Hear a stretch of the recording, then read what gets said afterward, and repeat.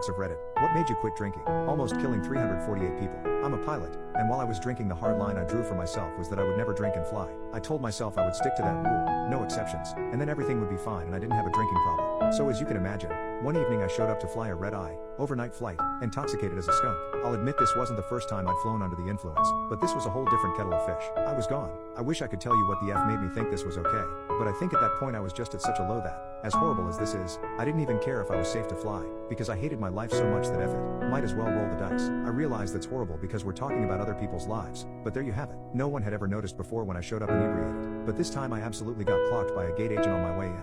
I made it onto the flight. She was new to the airport and didn't know all the steps for immediate protocol, but I knew she was going to report it and that I was cooked. Once I heard a couple flight attendants on the plane gossiping about it after we'd taken off, that sealed it. I spent the entire flight wondering how I was going to get out of this one. I decided my only option was to get the plane in way ahead of schedule so that whoever had been flagged to meet me on the other side wouldn't be there yet, hoping to God that a